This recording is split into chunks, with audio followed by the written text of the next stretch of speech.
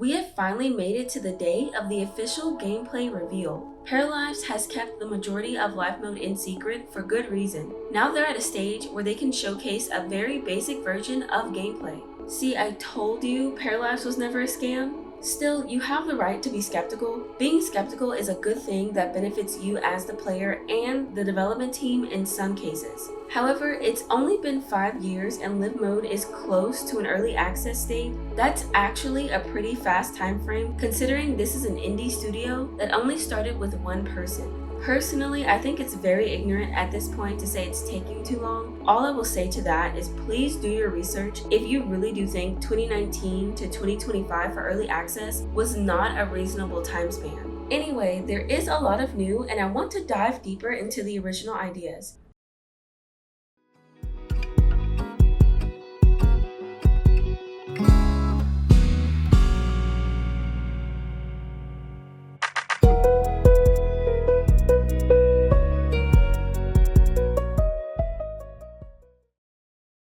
Remember, Paralives is its own title, so we'll experience new concepts of gameplay that we aren't used to. I have to admit, I did struggle with this on my first watch. Many comments I had range from "that's different" to "I'm not so sure how that's gonna work, but we'll see." Now after watching it however many times it takes to lose count, to give this game the chance it deserves, I need to throw away my preconceived notions and preferences to truly look at the features for what they are. Are the aspects of the game an intriguing idea? Or am I just not used to it and prefer the way it's been done in the past? I'd say the best way to do that is by taking what we learned, dissecting and discussing what they could offer in terms of depth and replayability. So let's get started with a deep dive into the Paralives gameplay reveal.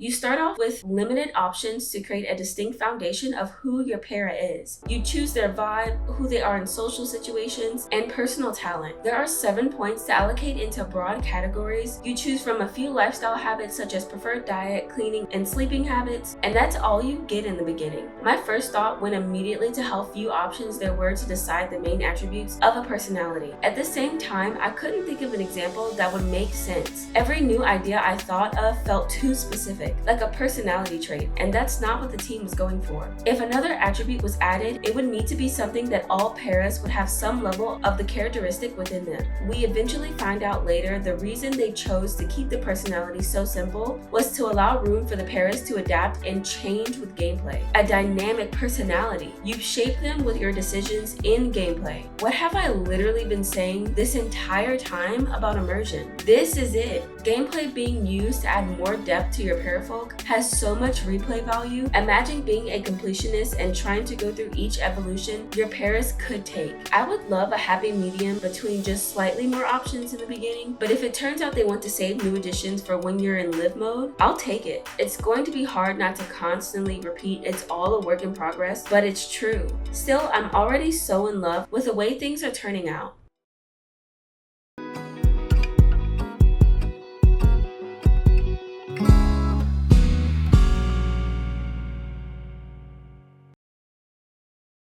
There's a reason to make money from the start, and I live for it. Challenge is so necessary. I've noticed Paralives has a very positive theme. There's a potential for negative outcomes, which I'll talk more about later, but having consequences for paying your bills is great to add some balance. And thank you for giving us a breakdown of how bills are calculated, because to this day, I still don't understand how my own bills work, and girl math isn't helping. I was severely lied to. Unemployment benefits are really interesting, and I wonder if the amount you receive is based on how large your household is. Honestly, there is so much you can do with bills, so I would love to see them get more creative with this aspect in the future.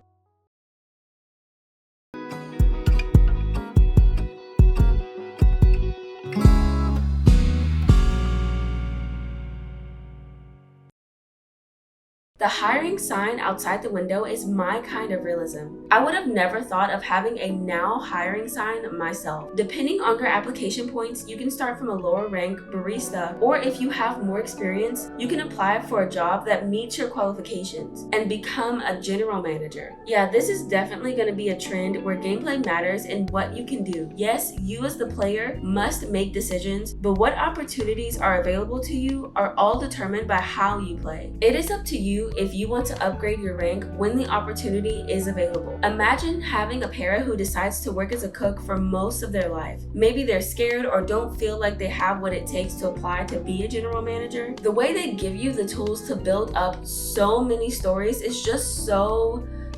Give me the game. Give me the game right now. Shut up and just take my money, please. I don't care what state the game is in. Give me the game.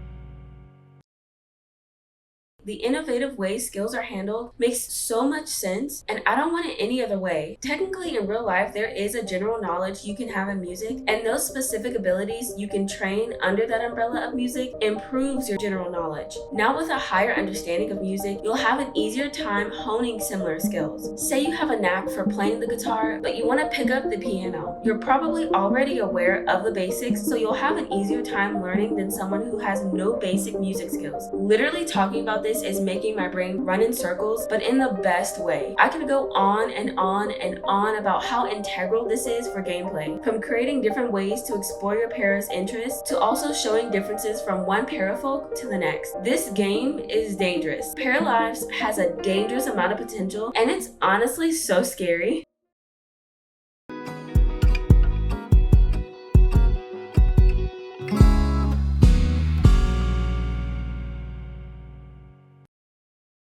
I notice a lot of people are wary of the way the team has chosen to approach the social interactions. If you're having trouble grasping this concept, think about it in this way. The monotony of queuing way too many social interactions has been done away with. Instead, they chose to add a roleplay aspect to how your parafolk interacts with others. Paras will have a general conversation, and you can choose the tone of those conversations with the together cards. Looks like there's room for positive and negative experiences based on how high the relationship is. I can tell this might not be everyone's cup of tea, as they prefer to have the story happen to the parafolk. However, if you're into storytelling and like to roleplay with your characters, having the player decide if your para can develop a crush could be interesting. If you pay attention, the scenarios won't always go your way. It could be possible you control your parafolk's actions and feelings, but that doesn't mean the paras around you don't have a mind of their own. There is still so much room for spontaneity.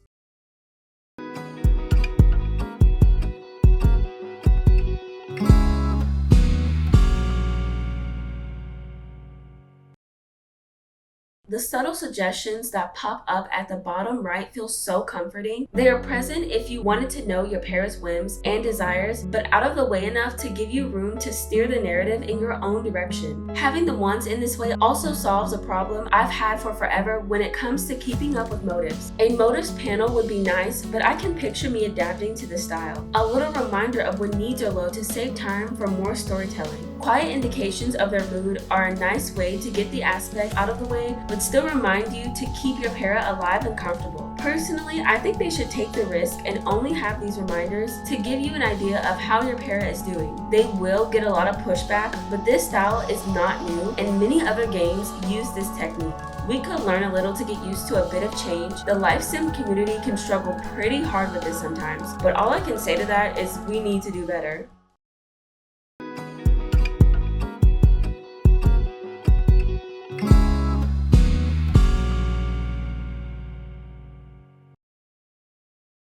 In the case you're a part of the group that wasn't sure if there would be situations happening to your para, what I would like to call the connection system is a perfect example of gameplay being spontaneous. It seems as if Carl only offered the music teacher position to Anissa after meeting certain conditions. 1, he actually works at the high school. 2, he needed to learn Anissa's interest and talent in music, or at least that she has a high skill. And finally, there would need to be a high relationship between the two for this opportunity to present itself. itself. If certain requirements like these have to be met for the chance of building connections, I will live and die by this feature. If this is just a random opportunity that doesn't connect with what's in the game, take it out. I'm not a fan of randomness with zero continuity. Continuity is the only factor that can save this feature. I hope this is the case because this is how you keep players hooked into their current households. Anissa was offered a position after their new crush learned about their personality. The pair had a connection and offered the position to a close friend. That will make sense to me if this happened in my game. We learned all that and found out early access is coming sometime in 2025. I called it, but I didn't want to believe it. I love how they set expectations now that early access will have bugs and won't have all the features expected to be in the full version. That's what early access means. I do understand that many companies have abused this model and slapped an early access label on a game that wasn't properly finished. I feel Paralives shouldn't be punished for this. It's reasonable to be cautious, but it would suck to be overly critical of something that's a work in progress. Please allow the team to show you their honesty and transparency of where the game is and what you can expect in the future. They've done an amazing job with that so far, and I would like to see this continue. One thing that excites me the most is the reveal that there will be no paid DLC, only free expansions added over time. This is a major way to sell the base game. I know many of us prefer a quality experience they don't have to invest a ton of money into. Paralives will just be one of those games you buy once and everything is there. Yet, I just want to take a minute and talk about a weird take I keep hearing that this is not a smart decision and likely not sustainable. I'm sorry, since when is paid DLC the only way to promote a successful game? I know you're tired of people bringing up Minecraft as an example, but the numbers don't lie. So, was Stardew Valley just a fluke? Let me give you an example of what no paid expansions for Paralives could look like. We've made it to the base game, and now it's complete with all the features they promised will be in the final version. The first expansion is announced, and it revolves around tourist attractions. Take your parafolk to a zoo, a concert, or an arcade. It looks amazing, but your monthly budget only allows you to buy one game, so paying for a whole new base game and expansion is not an option. But wait, this update is free. Just pay the $29.99 for a base game, and you have a new game plus more. This is a genius way to advertise to new players, especially players who don't want to invest first month's rent on a complete game. No paid DLC is not a new concept. I get where people are coming from, but the takes I see honestly come from a place of being conditioned to think tons of paid DLC is the new norm and that's the only way to make money. That's really sad if that's a common mindset. I mean, the only solution for this is to allow time to show this is a viable option for the team. I am more than happy to give them that time because what I've been waiting for so long is just around the corner. I've always asked for a new option, something different I'm not accustomed to. Looks like Paralives has been in the oven for all this time to serve what many of us have been starving for.